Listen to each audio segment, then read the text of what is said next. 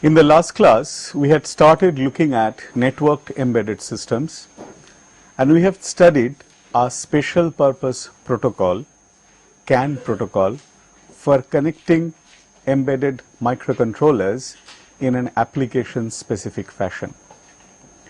Today we shall look at other protocols which are used with the embedded systems. Typically, you may use or decide to use multiple processors for an application where the computation load is high.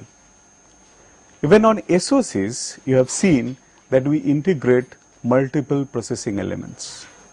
To offer interconnectivities to these processing elements in SoC, in many cases, a network is built connecting them. An example is multiple DSPs which are connected by a high-speed network for doing signal processing applications. So here what we have shown is direct connectivity. In fact, there are 4 DSPs and one DSP is connected to, if you see, 3 others, so they can carry out, if required, parallel communication with 3 other DSPs. Typically, such a facility is provided on one DSP processor that we had studied earlier, that is SHARC. SHARC has link ports. It's not that all SHARC processors will have link ports. Particular variants do have link ports, and if they have link ports, they can have at even 6 such ports. A link port has 4 data bits that can be clocked twice per cycle. So effectively what you are providing is 8 bits of data transfer per clock cycle. And these data transfers are packed into 32 or 48 bit words. Each link port is associated with link buffers. These link buffers contain the data which is to be transmitted. And you can use DMA to transfer the data to and from the link buffers. These link buffers are typically half to play. In fact, for SHARC, these link ports are half to play. So that means one of the processors can transmit along a link port and the other processor is expected to receive data on the corresponding link port. Both of them cannot transmit simultaneously. So we need to turn these ports around. That means modalities of operation of these ports have to be changed, and this change has to be done under software control. Typically, a protocol can be used which is a token based protocol. So the token identifies the processor that can write the link ports, and the token is stored in a particular memory location local to that of the processor. And in fact, these processors are also not sharing any memory among themselves. At startup, one processor is given token by default. On completion of a message transfer, which may involve a sequence of 8 bytes, token can be passed to the receiver. When the token received by the receiver, then receiver will change mode and become a transmitter. So that's how the turn around can be done using the token. Obviously, under such situation, the care must be taken to avoid loss of token or even replication of token. In fact, the token ring network is another network, although which is not used in the context of this kind of multiprocessor connection, but token ring network is also similar in concept, in which a token is passed around. A system or a processing element which has got the token, that gets a slot for transmission. So conceptually, here if you understand, this token is establishing the basic protocol for transmission and reception. In fact, what we had discussed, this is a specific to a set of processors. And in fact, when we are integrating multiple processing elements onto a chip, these kind of networks are set up with the network specific protocol design for implementation on the corresponding SoC. In many cases, you may also find cross-bus switches implemented in the silicon to facilitate communication between processing elements. Next, we shall look at general purpose network protocols. What is meant by general purpose network protocols? This is a term which we use for indicating the network protocols used for connecting the computers, general purpose computers all across.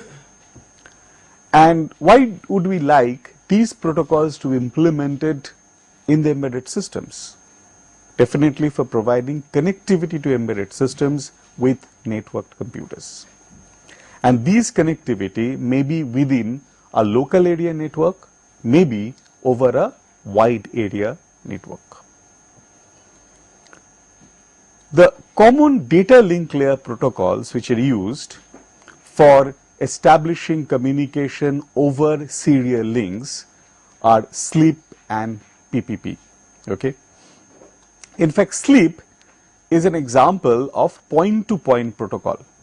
So they are, and when they are communicating, if two systems are communicating over a standard telephonic communication line.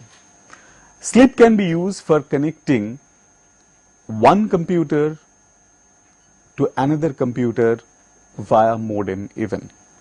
And typically for embedded systems, you will expect that if it is provided with a serial port or an USB port, this SLIP builds on the protocol for this kind of connectivity over any kind of serial port that is provided in the embedded appliance. What are the features of SLIP? It is obviously point-to-point, and it encapsulates data in SLIP frame for higher layer processing. In fact, this is a data link layer, so there will be data framing. So that data framing format is defined by the SLIP. Interestingly, this supports provision for header compression, because what is expected when you are communicating via serial point-to-point link, the available bandwidth will be small. So you should have support for compression of the header of the packets. But the SLIP, the basic disadvantage of the SLIP is it does not support any kind of error correction. If you remember with the CAN, I said that there are error correction, and that becomes also part of your data link layer functionality. If you look at the other protocol, PPP, these supports dynamic IP address assignment. This dynamic IP address assignment cannot be done through SLIP protocol, and it also supports authentication, so that a minimum security feature, end-to-end security feature, can be implemented. If you look at the packet switched network in general, Ethernet is the most popular packet switched LAN technology. It works in typically bandwidths of 10 Mbps, 100 Mbps, and even today you have got gigabit Ethernets. And it can have maximum bus length of about 2500 meters. Typically, the whole calculation can be that the segments individually can be of 500 meters with repeaters built into them. Commonly, bus and star topologies are used to connect hosts. Hosts attached to network via what we call Ethernet transceiver or hub or switch. Therefore, all the hosts which are connected via bus can therefore listen to what is going on in the bus. Okay. So a host can detect line state, that is the state of the common line connecting the hosts, and accordingly decides to send or receive signals. But what is fundamentally different from CAN is that nodes are not synchronized with respect to the a universal clock, in the sense that if you remember in CAN, all the nodes which are intending to transmit a frame will start transmission at the same time. And so, using the principle of dominant beat, we can resolve conflict on the basis of the priority value of the identifier. Here in Ethernet, at any point of time, any node may decide to transmit bits. This is the basic difference of Ethernet with respect to your CAN or even other buses like your I2C. And therefore, all hosts on an Ethernet are competing for accessing the medium. Okay? So, this is a basic conflict scenario which needs to be taken care of. So, as we have already stated that these hosts are all connected to the common link, by definition is a broadcast protocol. Any signal can be received by all hosts, and switching enables individual hosts to communicate. Now, network layer packets are transmitted over an Ethernet by encapsulating into what is called Ethernet frames. Okay? And Ethernet frame format is something like this.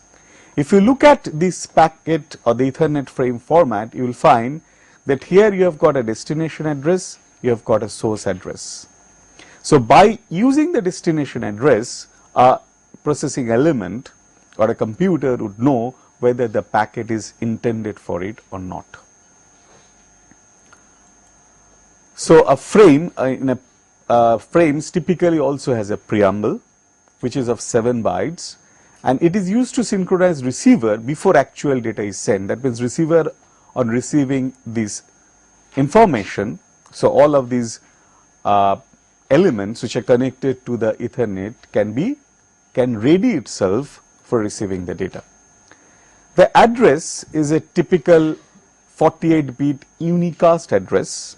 So, this is an example, and each manufacturer can associate its own address. Now, if it is to be broadcasted, then you use spatial address. For multicasting also, you need to use spatial address. So, once this address is changed, then the hosts listening to this data would understand whether it is intended for multiple receivers or intended for a unique receiver. And body can contain up to 1500 bytes of data. Now, Ethernet's MAC algorithm is the most interesting feature of it, because you need a mechanism as part of this protocol, a mechanism for moderating access for nodes on the shared medium, okay? And that basically defines the MAC protocol, okay? Media Access Protocol. Ethernet uses CSMA CD, okay? Now, obviously, this protocol is different from your CAN protocol because it actually resolves the conflicts on the basis of priorities. So, that part is not straight away coming in here. So, what is the basic protocol? If line is idle, that means no carrier is technically sensed, send packet immediately. The upper bound of the message size is 1500 bytes and must wait 9.6 microseconds between back to back frames, because that gives a basic time interval. If the line is busy, wait until idle and transmit packet immediately, and this phenomena is called one persistent sending. If collision is detected, stop sending, jam the signal and try again later. So, when there is a collision detect, what do? You withdraw and then try later on. So, that is why we say that this is collision detect protocol. So, let us look at the state diagram of the corresponding protocol machine. So, when you have a packet which is to be transmitted, packet is what? A frame according to Ethernet format. You sense a carrier and you can send, but you should also detect for the collision. So, if you detect a collision, what do? you go back, okay, that means you detect a collision, so it cannot send the packet, and again you go back and retry. That is, there is no collision, so the next packet can be sent without any problem. If there is a collision which is detected, then you jam the channel in the sense that you do not send the packet. You calculate a parameter called B. We shall see how this parameter can be calculated, and you make subsequent attempt after a waiting period. Now, if the attempts, what we say, is less than 16, there can be an upper bound on the number of attempts. Then you go back and try sending the packet again. If it is more than 16 or equal to 16, in this case we are using this number as 16, you basically discard the packet and report an error. Fine. So, this is the basic state diagram for CSMA CD, which is followed by Ethernet. Now, the interesting feature is of how do you back off. That means, when you detect a collision, how do you decide what will be the next time instance for transmission? So, the delay time is chosen in a random fashion. In fact, there is a choice of k, and on the basis of the choice of k, okay, you randomly make a choice of k, and that defines the delay. This is an exponential back off, okay, because the back off time changes and increases, okay. So, the maximum value of k can be 1023, and you can give up after several tries. What we say that in this case, what is important to note, this value of k is randomly chosen. So, the delay that is applied is a random delay. So, why delay is random? Because if there is no random delay, then there is a chance that sources would retransmit in lockstep. That means, they would again land up into a collision. And why not just choose from a small set for k? This works fine for a small number of hosts, but if the number of hosts increases, then large number of nodes would result in more collision with a small number of k, and that is why I use larger number of k. Now, what is important to note for as an embedded system designer, that because of this random wait parameter getting involved, the performance of Ethernet is not completely predictable. Okay, because if I want to have any real time service supported on Ethernet, I would like to have predictable performance. Because of this exponential back off with a random selection of delay, the performance of Ethernet is not strictly predictable. The MAC algorithm from the side of the receiver is very straightforward, because sender handles all access control. Receiver's job is simply to read frames with acceptable address. Okay? If it is an address to a particular host, if it is an address to broadcast or address to multicast to which host belongs, then it will read that frame. Or if it is in a promiscuous mode, for some reason or other, it will read all the frames. So, this is a very straightforward MAC algorithm for the receiver. So, if you look at the performance, because performance is a key issue if you want to connect multiple embedded systems in an Ethernet, the problem is, as I have already stated, performance is difficult to predict due to random waiting time. And that is also one of the reasons why Ethernet's peak utilization is pretty low. Okay, there would be a conflict and there will be a random wait, and there may be time when there are no packets being transmitted on the link. And peak throughput can become worse if you have more hosts, because there will be more collisions. If you have smaller packet sizes, then the frequency with which hosts would try to send packets will be more, hence more collisions. Longer links also can be source of problem, because how is collision detected? Collision is detected on reading the packet. Okay? So, if the delay is long, that if there are longer links, collisions will take longer to observe. So, there will be an unnecessary wastage of bandwidth. Okay? So, efficiency can be improved by avoiding these conditions. So, if we summarize what we are trying to say, that quality of service tends to non-linearly decrease at high load levels. Okay, that means the delay, the basic quality of service here we are trying to talk about is, say, the delay in the packet arrivals. In fact, the variation in the delay in the packet arrivals are not really bounded. And that is the reason why you cannot guarantee real-time deadlines. But if your load is less, that means if the number of nodes connected is less, may provide good service. So, in fact, you will also find that video conferencing or teleconferencing equipments coming enabled with Ethernet. So, basically you can use Ethernet for video conferencing applications when the load is less. And if the load increases, what will happen? There will be problem in receiving the data. Now, and I think you have understood how the video conferencing appliance is relevant in this context, because you have to send video as well as audio data packets, and I need to have bounded delay for the arrival of packets, because if I have bounded delay, then I can allocate fixed buffers, okay, so that the presentation is not of low quality. That means it's not that you present one frame and next frame you present after much delay, so that the continuity is lost. Your speech is broken in between.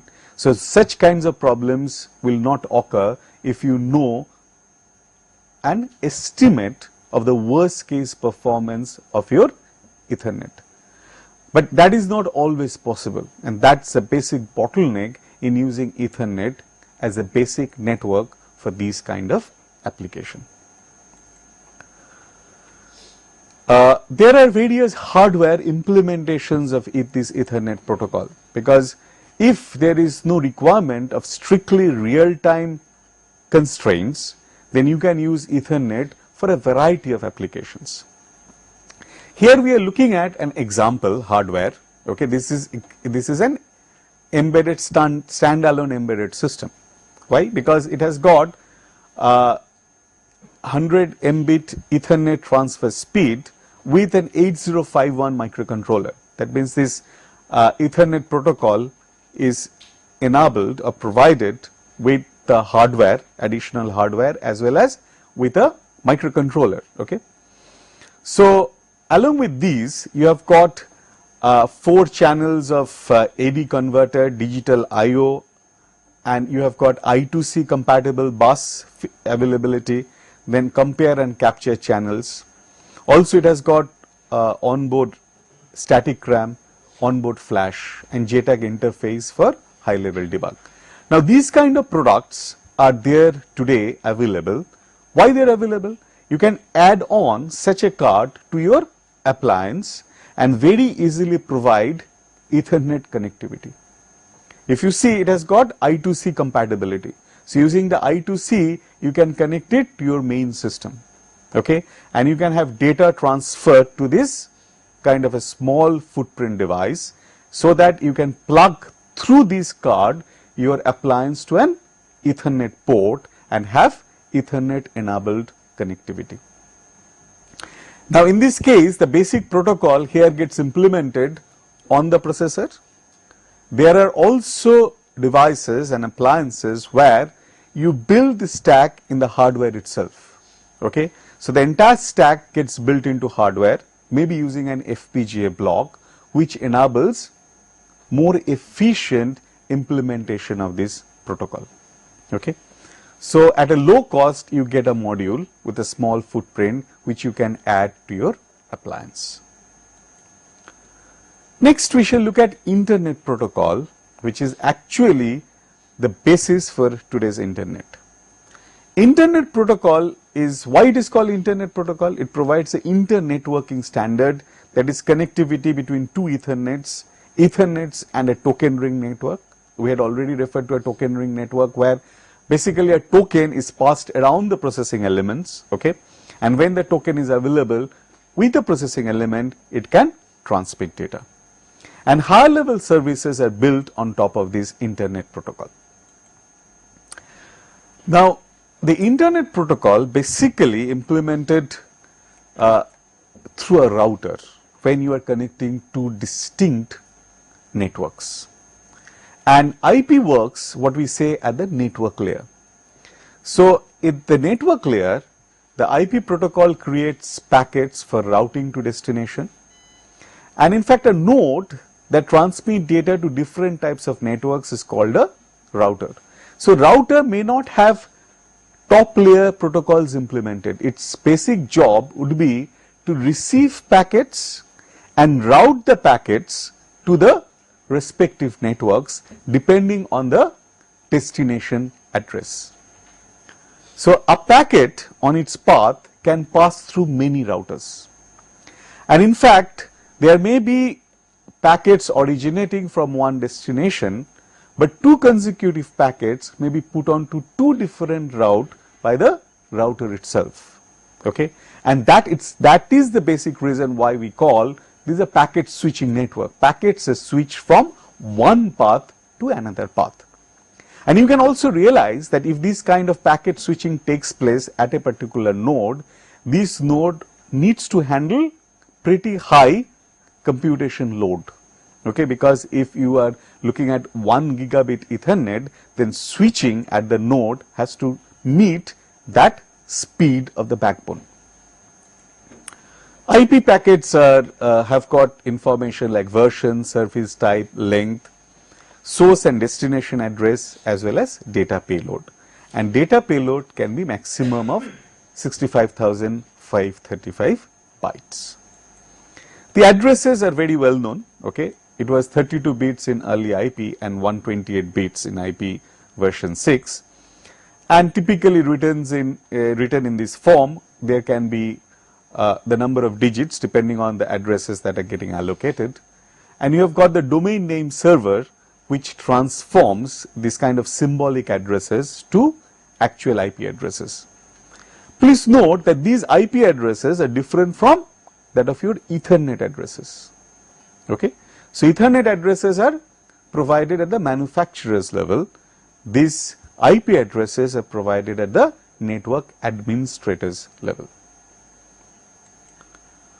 Now, when the routing takes place, what we say, this is a best effort routing. So, there is no guarantee for data delivery at IP layer. So, even when the routing is taking place and router is routing the packets, it will try to match the availability of the bandwidth, and it's a best effort. So, there is no guarantee. There is no guarantee that packets will be delivered with regard to a deadline. So, routing can vary from session to session and even packet to packet. Okay? And if you are really looking at multimedia data transfers over such a network where the deadline becomes important, you got to have additional protocol layers implemented on top of them to have efficient routing. Now, how is this routers really implemented? In fact, routers are again examples of embedded systems, because routers do have processing elements, but they are not really general purpose computers. Their basic job is to receive packets and route packets. So, you have got network processors which have been used for implementation of these kind of routers. So, basic job of a network processor to offload packet processing and routing load. And in fact, you may also find that for a general purpose application or general purpose computer may have a network processor card which is functioning as a router. So, your main processor may be offloaded of this task. That also is possible. Also, you can have standalone routers as well. So, the architectures of these network processors which are targeted for use in routers, the basic focus is to exploit parallelism to accelerate switching of packets, maybe from one protocol stack to another. We have considered an example of routing of packets from say one Ethernet to another Ethernet. Okay? There is one Ethernet network to another Ethernet network, but it can be from one Ethernet network to a token ring network. Then there has to be a protocol translation, because protocol of Ethernet is different from that of a token ring. So your packet headers have to be stripped, the packet has to be reframed so that it can be put onto another network. So that job is to be handled by the network processor. So what you find is that there are basic objective is to use exploit parallelism to take care of this need. One very important part of this routing is table lookup for address translation, because on the basis of the address you need to know where the packet is to be sent next. So address lookup or even the routing table lookup, if you already are maintaining, the routers in many cases maintain the routing tables, maintenance of routing table requires facilities for very fast table lookup. Okay. So if such a facility is implemented in hardware, it becomes easier and more efficient. So you have got specialized hardware for table lookup. Also, these architectures are multi-threaded architecture. What is meant by multi-threaded architecture? It means that in the hardware itself there is a support for individual threads. So you can associate a thread with each packet, okay, and the whole system itself behaves, that is your processor behaves in such a way that it is handling a thread independent of other thread. So if you remember, when thread is implemented through OS, operating system keeps track of the thread, keeps track of the PC. But here when you have a hardware support, the hardware itself provides the bookkeeping tasks, okay, meets the bookkeeping requirements for managing multiple threads. And if you can have one thread per packet with less overhead for context switching, you have actually doing what? Meeting the requirements of receiving each packet and putting it to another network depending on the requirement. So the router looks something like this. What we have shown here is a router consisting of multiple modules, not just a single module, but multiple modules. And these two blocks are taking care of your physical layer requirements as well as MAC protocol, which we had already discussed, because router comes at the network layer level. So you have got your local memory, okay, and this is a DMA subsystem. So the DMA subsystem will do the transfer from, say, a packet memory to the MAC, okay, on the bus, and here the protocol processor need not be involved over the actual data transfer. What does a protocol processor would do? Protocol processor can do protocol translation, I have already told you. It can also do what? Actual finding out the route for the packet. And these modules are connected via interconnection block. So what you find is that each module now can operate independently, okay, and that gives you the maximal parallelism for the packet processing, okay. So these two architectures are identical, and depending on what is the speed at which you would like to work, there can be multiple such modules being made use of. And in fact, all these routers are nothing but examples of your embedded systems. TCP is a transmission control protocol, which provides connection oriented services, that is, from source to destination the complete connection is provided by the TCP layer. If you remember, what is IP doing? Getting a packet, routing it in different way. But where is the origin of the packet? Packet's origin is at an application. Now with respect to the application, the transport control protocol TCP maintains the connectivity with that of the destination application. In fact, there would be other layers from where the packets would generate and other features would be managed with respect to the packet, but connection oriented management is primarily done by the TCP protocol. So the first job is to make sure that the data arrive in appropriate order, because since packets are put into different routes, packets can arrive in different order. They have to be assembled in correct order. That is the job of TCP. It also uses an acknowledgement protocol to ensure that the packets arrive. But however, there is no guaranteed quality of service. Okay, guaranteed quality of service is again very simple quality of service that you are looking for, maybe a bound in the delay for the packets arriving. And in fact, one parameter which we refer to as jitter, there is variation in the delay. So even if you have the variation in the delay bounded, then also there is a QoS guaranteed. The TCP really does not guarantee quality of service. On top of TCP, basically applications are built. So here the basic model is you can have a file transfer protocol. This is your HTTP protocol, hypertext transfer. This is your basically mail protocol. This is a telnet remote login protocol. This is for UDP, user datagram protocol, and this is simple network management protocol. So these are various protocols, top level protocols which sit on top of IP and TCP and IP and UDP. In fact, today you will find that many of your embedded systems really have support for your HTTP protocol implementation, so that you can access those devices over HTTP link from any computer. So what is the advantage of that? Advantage is if you have a web browser, you can access and monitor a remote device. So let's see some examples. So you can have network enabled storage devices. Okay, we have typically found that I have got a hard disk, okay, or a magnetic tape which is typically associated with a computer. It need not be so. I can have a hard disk with a embedded system attached to it, making it a network enabled storage system. So the data storage now takes place over a network. So you can have, say for example, in your home, a network enabled data store, using which you can store maybe a TV program which you are receiving in a digital format. You may also store your telephone directory from your PDA using a network.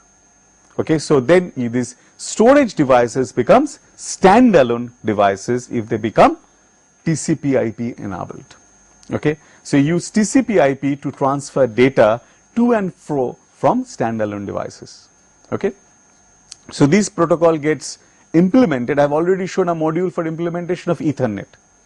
On that similar module, you can have the complete TCP/IP implemented, and you attach that to a hard disk hardware. You get a effectively an networked storage system.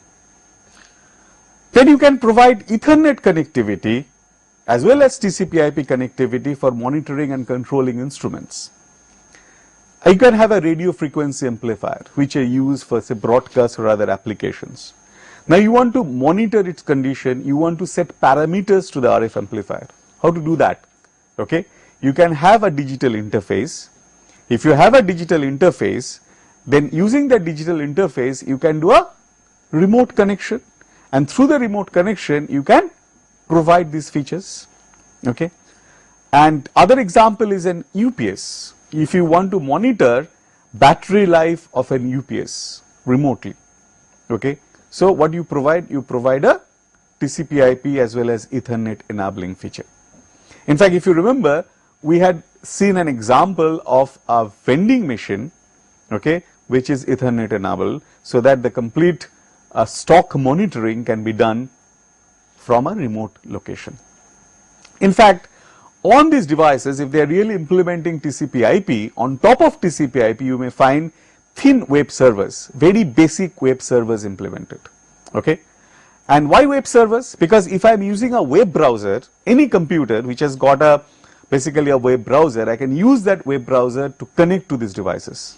Okay, so if you have a web server running at the device, then I can connect to those devices using my browser, monitor its conditions, set their parameters.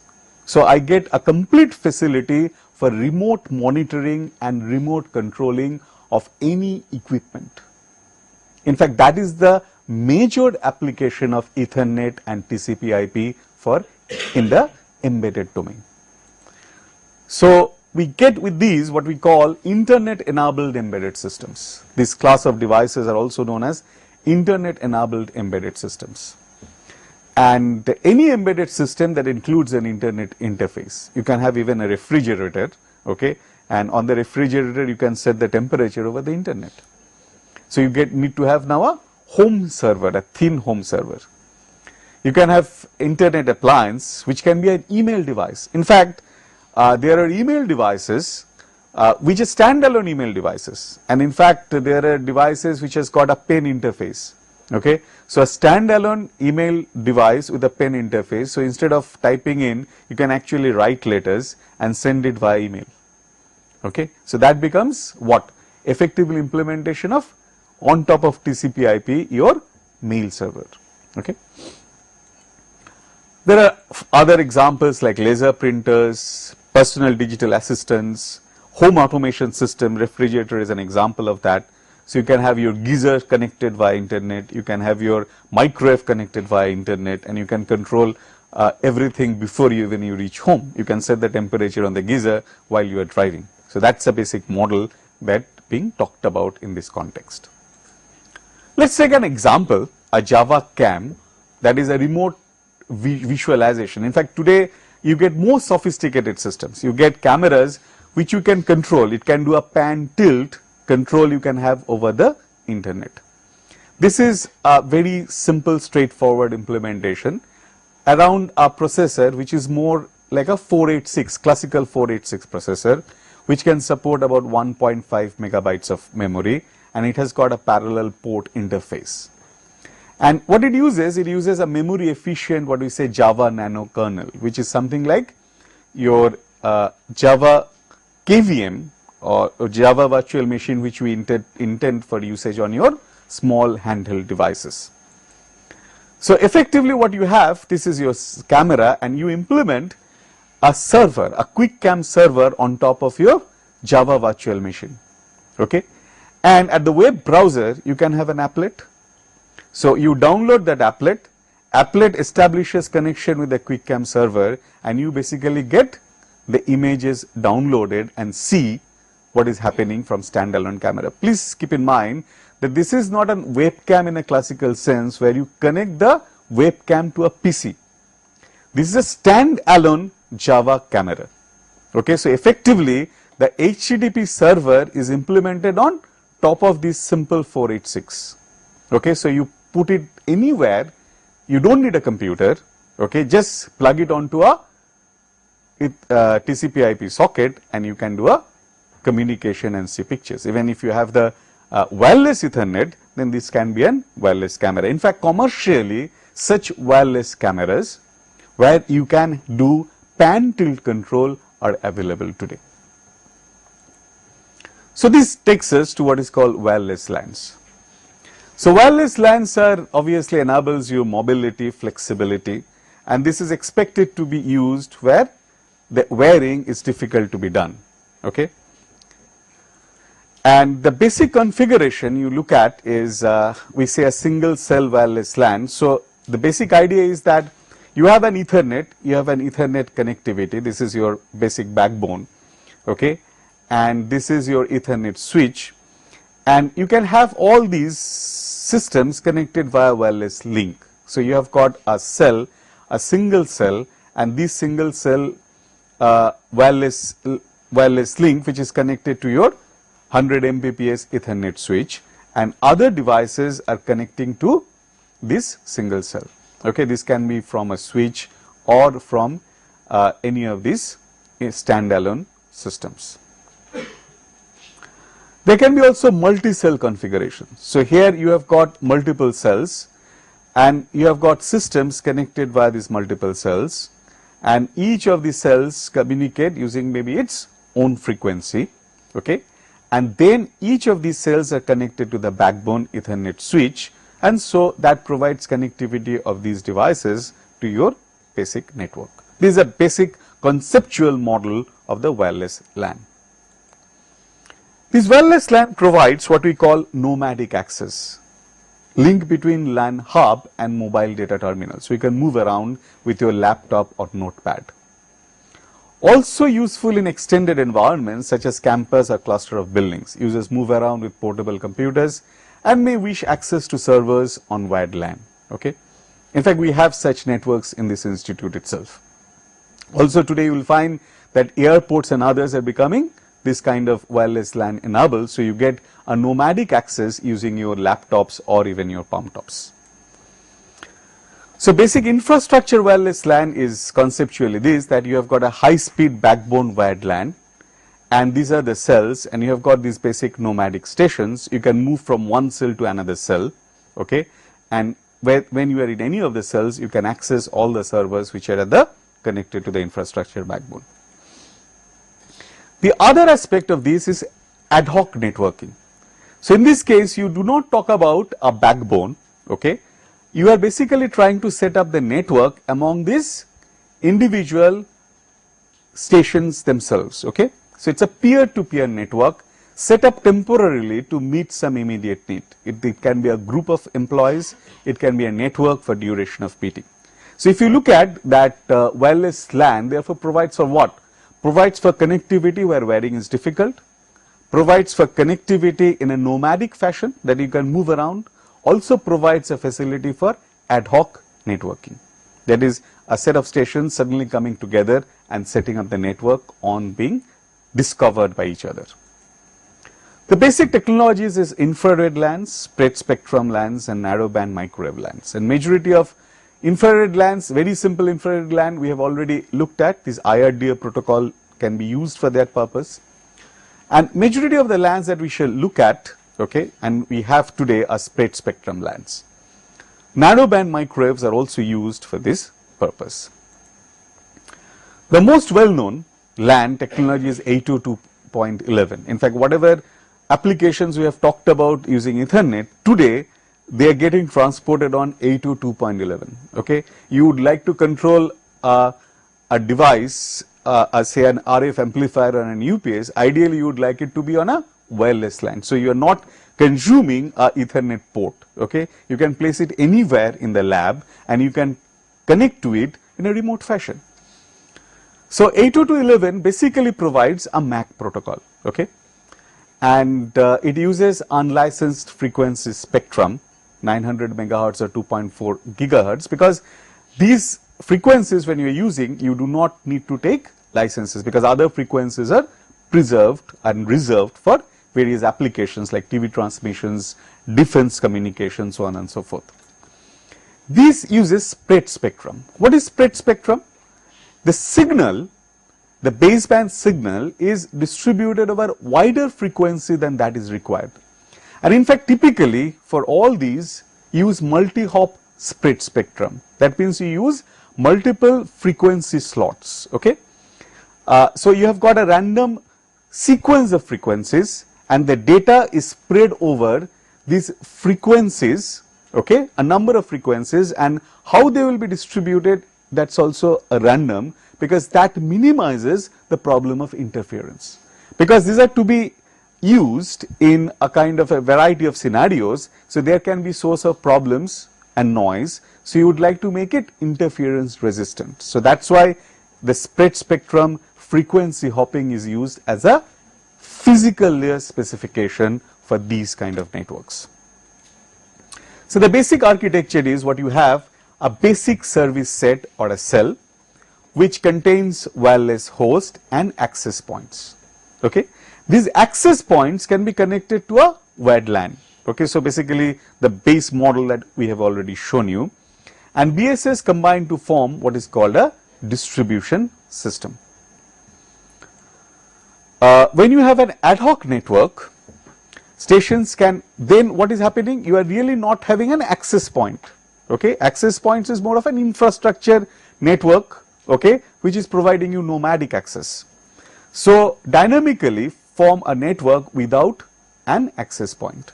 In fact, there are these IETF managed mobile ad hoc networks, and there are these protocols which are built on top of this 802.11 to enable this kind of ad hoc network setup.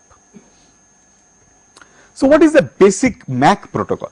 Okay, it is CSMA CA, that is collision avoidance and not collision detection. This is a basic difference. If you see that we are looking at variety of these MAC protocols, CAN, Ethernet, now 802.11.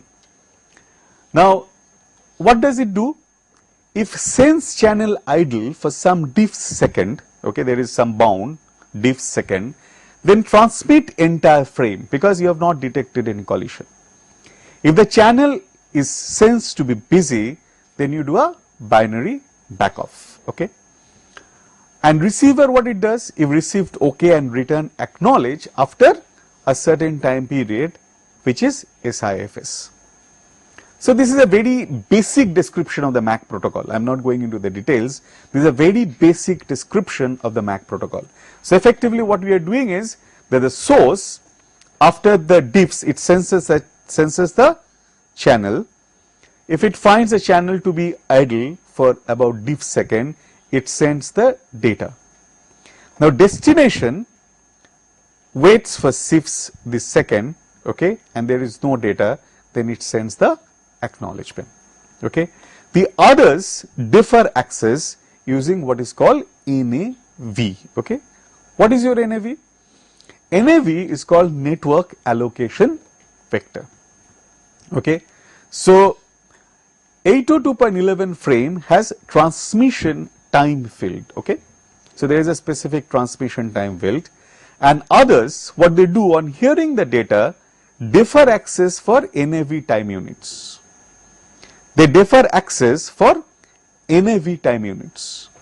So when there is a collision, if you look into it, what we are telling is that it is not the collision detect. It just senses whether there are activity on the network or not, okay. If there is no data being transmitted and if that observation is made for a fixed time period, which is your diffs, then only the transmitter starts sending the data, okay. And then what it happens? The receiver sends back the acknowledgement after a certain time period. Now others, what will others do? Others will defer, that is on hearing the data, defers access for a certain NAV time units. This NAV time unit is called network allocation vector, okay. So this network allocation vector is associated with the nodes, okay, and they provide for this this deferring time period. So it's not like a exponential back off. So the back off is with regard to a NAV, that is the defer time period which is specified through NAV allocation vector. And 802.11 has got transmission time field, okay. So transmission time field also tells you that the time required when for such a transmission is taking place, okay. So effectively here there is no collision detection. What you have got is a collision avoidance, okay. Why? Because if you have a collision detection, if you look into it, one very interesting feature you should know is that collision detection means you are actually using energy to transmit and then detecting the collision. So when it's a wireless link, you would like to preserve energy. So why would you like to transmit the data and detect the collision? Okay. So this is a very basic motivation you can realize why this protocol should be around collision avoidance. And in fact today you will find that this kind of I already gave example that what if we have 802.11, so on top of 802.11 you can have, if I see there is an infrastructure network, okay, through an access point, you can have what? You can have the entire protocol built, okay. So if your 802.11 is available on a device, okay, so effectively that device now becomes part of your LAN and it can be moved around. If it is basically if it's a nomadic access, particularly important for your appliances, because really you may not like appliances to set up ad hoc network. What you would like for appliances, just like a testing equipment, okay, or a instrument, okay, or even a device like camera to be taken all around and still have network access, okay. And that's precisely the basic motivation of enabling this wireless network on variety of devices and embedded devices today, okay. So basically they implement this 802.11 MAC protocol and they implement the spread spectrum communication to meet the requirements of physical layer specification. On top of that, higher layers can be also implemented and provided for. So example of a camera would be what? You have got even HTTP server implemented on such a camera, and that camera has got at the lower level your wireless link. So that brings us to the end of today's lecture. So what we have studied today, we have studied inter-processor networking, learnt about wired and wireless LAN protocols, and explored use of these protocols in a variety of embedded systems. If you have any questions,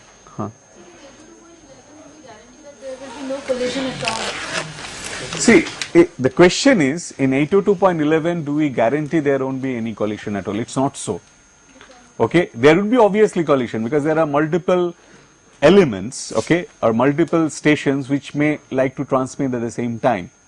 But what is important is, in terms of protocol, each station senses a carrier, and if it is find that nothing is getting transmitted, okay, then only it starts transmission. So it's a collision avoidance. So if it finds, see, the basic difference is what? In an normal Ethernet, you actually detect a collision. That means you sense a carrier and you send the data packet and detect that there is a collision. So that packet is not what is being sent, and hence you should back off. So you should jam. In this case, it is not happening that way. It is detecting that there is some activity on the channel. So it basically has to defer its activity. How long it would defer? That depends on NAV allocation. Okay. So that's why it's a collision avoidance.